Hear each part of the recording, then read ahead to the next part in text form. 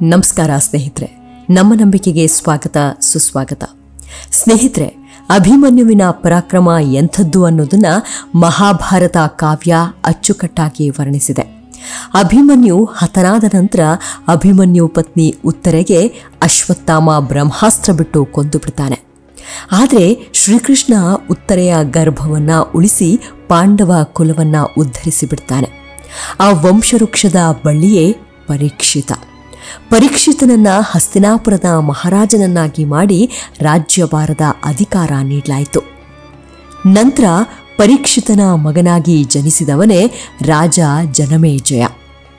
ಇವತ್ತಿನ ಕಥಾನಾಯಕ ಜನಮೇಜಯನಿಗೆ ಒಂದು ಪ್ರಸಂಗದಲ್ಲಿ ದೇವಲೋಕದ ನಾಯಿಯೊಂದು ಶಾಪ ನೀಡಿದ ಪ್ರಸಂಗ ಬರುತ್ತೆ. ಬನ್ನಿ, ಹಾಗಿದ್ರೆ ಇವತ್ತಿನ ಎಪಿಸೋಡ್ನಲ್ಲಿ ಆ ಶಾಪ ನೀಡಿತಾದ್ರೂ ಯಾಕೆ, ಅನಂತರ ಏನಾಯಿತು ಅನ್ನೋದನ್ನ ಹೇಳ್ತೀನಿ.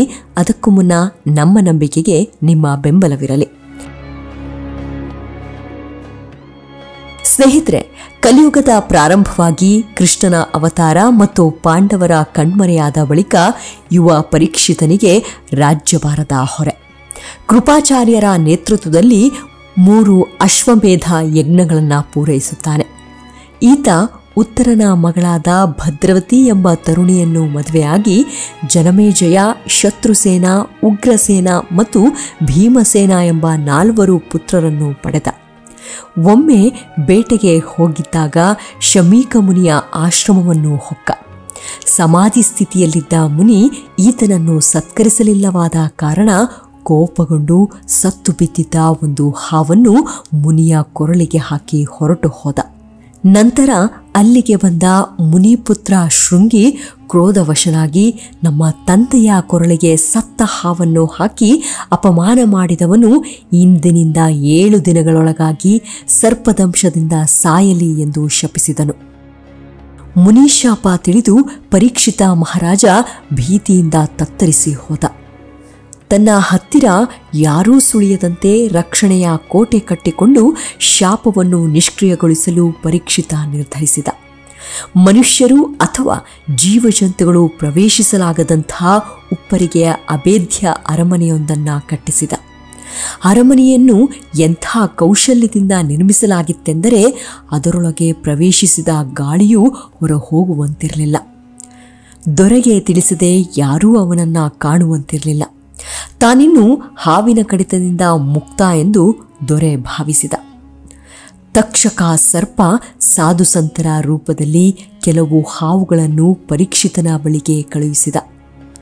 ದೊರೆಗೆ ಗೌರವ ಸಮರ್ಪಣೆಯಾಗಿ ಹೂವು ಹಣ್ಣುಗಳನ್ನೂ ಕಳುಹಿಸಿದ್ದ.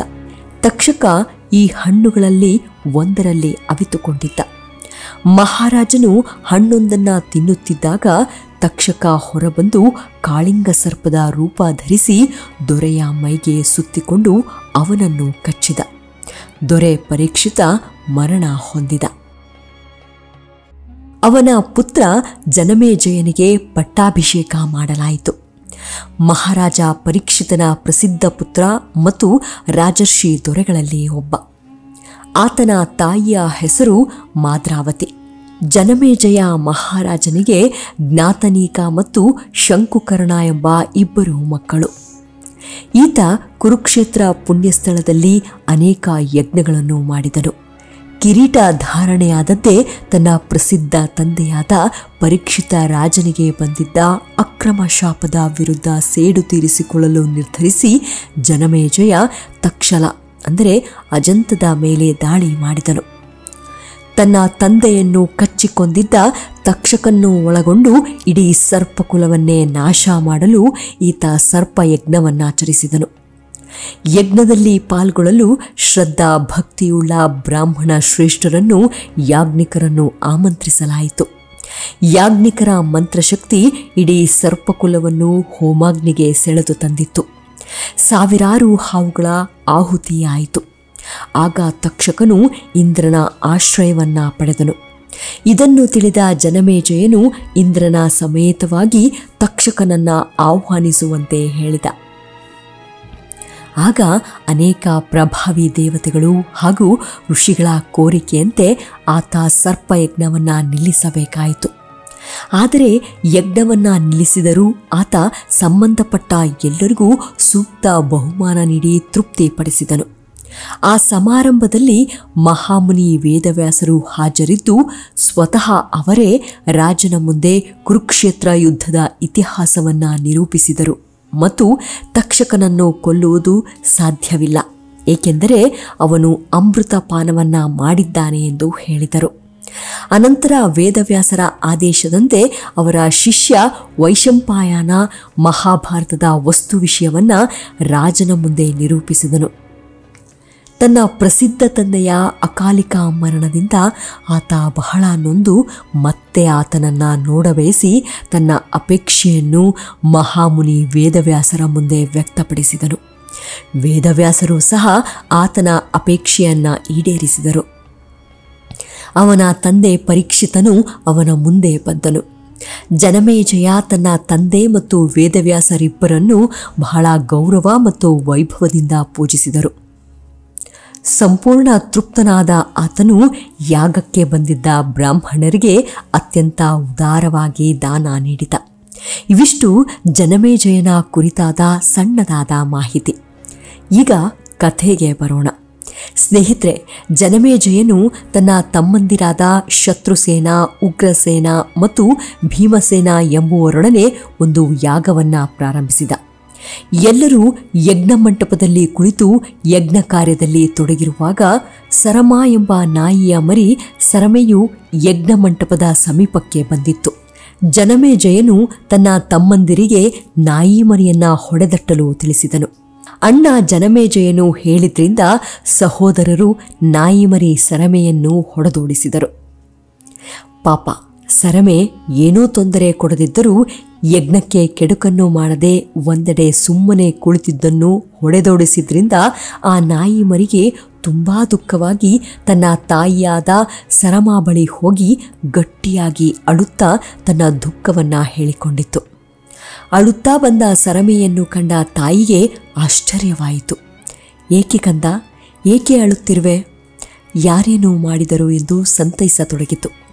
ಆಗ ಸರಮೆಯು ತಾಯಿಯ ಬಳಿ, ಜನಮೇಜಯನ ತಮ್ಮಂದಿರು ನನ್ನನ್ನು ಹೊಡೆದರು ಅಮ್ಮ ಎಂದು ಅಳುತ್ತಾ ಹೇಳಿತು. ಏನು, ಜನಮೇಜಯನ ತಮ್ಮಂದಿರು ಹೊಡೆದರ? ಸುಮ್ಮನೆ ನಿನ್ನನ್ನೇಕೆ ಹೊಡೆದರು?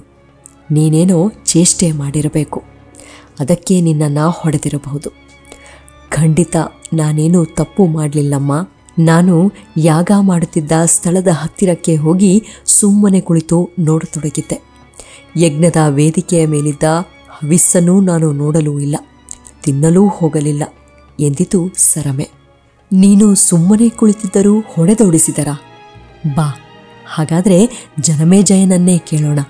ಅವನ ತಮ್ಮಂದಿರು ಮಾಡಿದ್ದು ಸರಿಯಾ ಎಂದು ವಿಚಾರಿಸೋಣ ಎಂದು ಹೇಳಿ ಮರಿಯನ್ನ ಸಂತೈಸಿ ಜನಮೇಜಯನ ಬಳಿಗೆ ಬಂದಿತ್ತು. ಕೋಪದಿಂದಲೇ, ನನ್ನ ಮರಿಯು ಯಾವ ಅಪರಾಧವನ್ನೂ ಮಾಡಿಲ್ಲ, ಅದರ ಪಾಡಿಗೆ ಅದು ಯಜ್ಞ ನಡೆಯುವ ಕಡೆ ಸುಮ್ಮನೆ ನೋಡುತ್ತಾ ಕುಳಿತಿತ್ತು. ಇಂಥ ನಿರಪರಾಧಿ ಮರಿಯನ್ನ ನಿನ್ನ ತಮ್ಮಂದಿರು ಹೊಡೆದಿದ್ದು ಸರಿಯಾ ಎಂದು ಪ್ರಶ್ನಿಸಿತ್ತು. ಸರಮ ಮಾಡಿದ ಪ್ರಶ್ನೆಗೆ ಜನಮೇಜಯನಾಗಲಿ ಅಥವಾ ಅವನ ತಮ್ಮಂದಿರಾಗಲಿ ಯಾರೂ ಉತ್ತರಿಸಲಿಲ್ಲ. ಆಗ ಸರಮಾಗೆ ಮತ್ತಷ್ಟು ಕೋಪ ಬಂತು. ನಾನು ಪ್ರಶ್ನಿಸ್ತಾ ಇದ್ರೂ ಸುಮ್ಮನಿದ್ದೀರಾ? ನನ್ನ ಮಗುವನ್ನು ಹೊಡೆದದ್ದೂ ಅಲ್ಲದೆ ಉತ್ತರಿಸುವ ಸೌಜನ್ಯವೂ ಇಲ್ಲವಾಯಿತಾ ಎಂದು ಕೋಪದಿಂದ ಜನಮೇಜಯನಿಗೆ ಶಾಪ ಕೊಟ್ಟು ಬಿಡ್ತು. ನನ್ನ ಮಗುವು ನಿಜವಾಗಿಯೂ ನಿರಪರಾಧಿ. ಏನೋ ಮಕ್ಕಳು ಸಹಜ ಚಪಲತೆಯಿಂದ ಯಜ್ಞ ಮಂಟಪಕ್ಕೆ ಬಂದಿರಬಹುದು, ನೀವದನ್ನು ಹೊಡೆದಿದ್ದೀರಿ. ಅದರಿಂದ ನಿಮ್ಮ ಊಹೆಗೂ ನಿಲ್ಕದ ಆಕಸ್ಮಿಕ ಆಪತ್ತು ನಿಮಗೆ ಬರಲಿ ಎಂದು ಶಪಿಸಿತು.